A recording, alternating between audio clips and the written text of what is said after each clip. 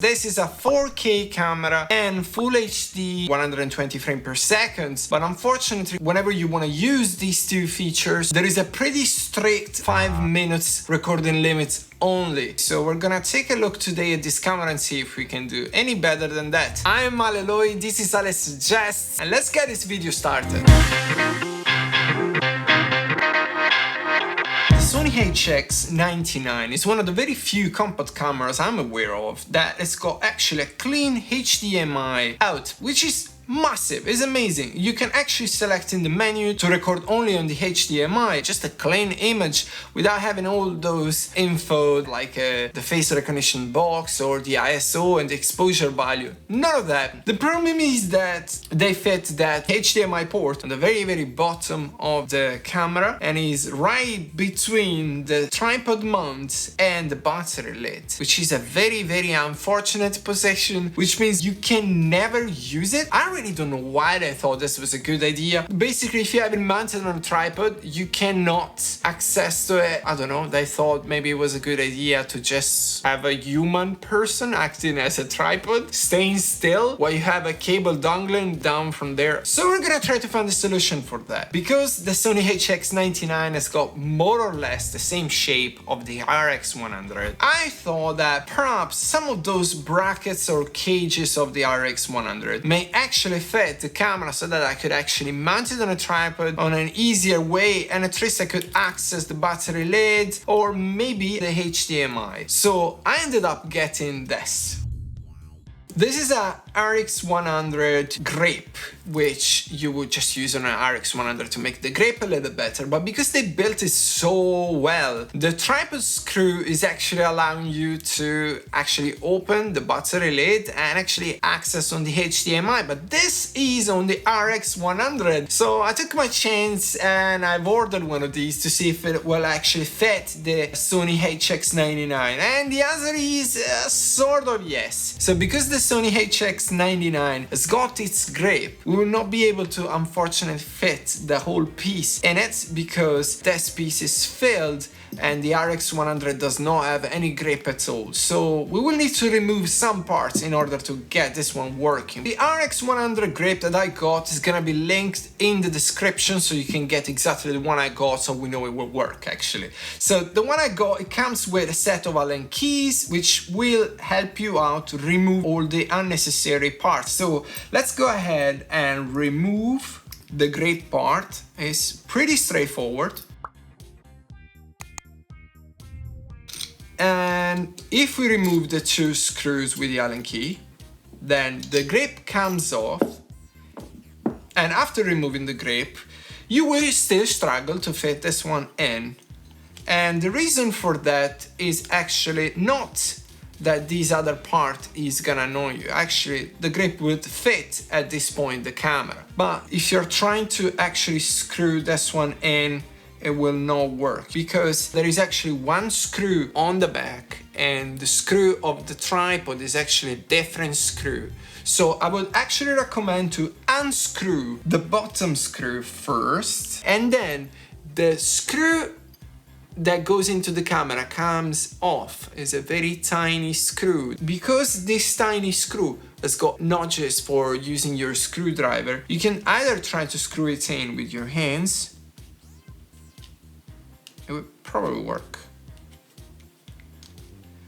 And then you can either use your nail or just use the screwdriver. In this case, I'm just gonna use my nail. So you will have now some sort of adapter into your camera. Now we will be able to actually mount the grip on and use this tiny screw. We will just use the same Allen key. It's a bit tiny and fiddly, but eventually we have our grip there. This is making the camera a lot better to handle, but the advantage of having this L bracket is that now we can actually have our HDMI cable connected on the bottom. And we have a standard Arcus waist mount here on the bottom. Actually, we have two of them. And we have our HDMI that is uncovered.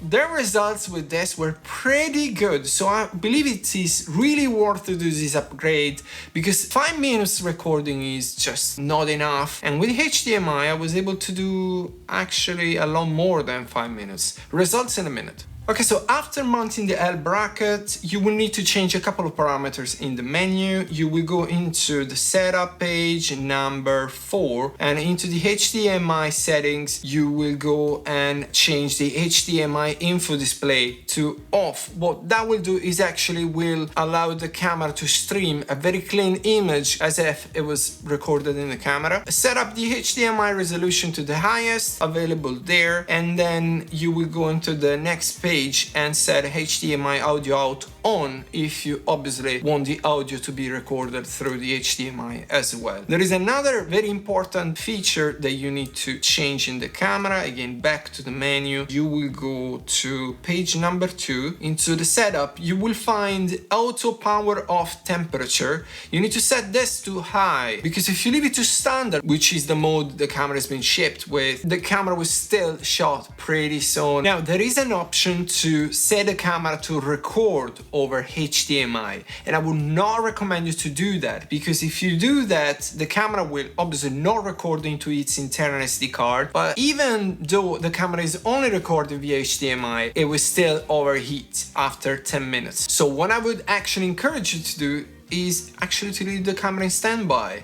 And if you do leave the camera in standby, the camera will stream over HDMI the same 4K quality, the same frame rate, the same image quality you would get as if the camera was recording via HDMI. Actually, I don't even know why that feature is there, but the difference is that if you record over HDMI, you get 10 minutes only. If you leave it in standby, you get 45 minutes of continuous recording. Obviously, you need to use a capture card. So not too bad. This will become then a very powerful tool, a camera that can stay over your tripod as an overhead, a secondary camera, or just a streaming camera for like 45 minutes is not too bad. After these 45 minutes, the camera will eventually overheat. So I can imagine that 45 minutes is not necessarily something that everyone will be comfortable about, but still, it's much better than 5 minutes, and many cameras overheat after 30 minutes. So it's actually not too bad.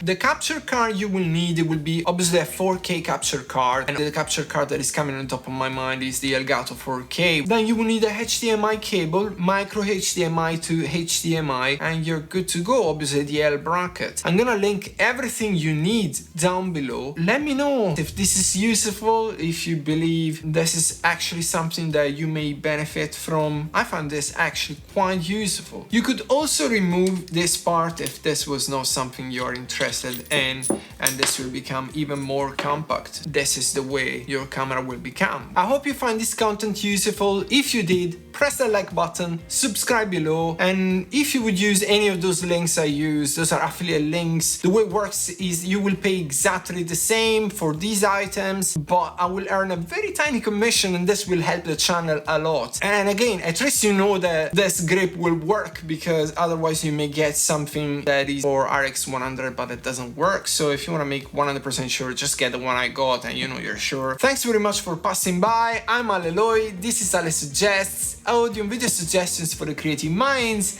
and I will see you here very soon.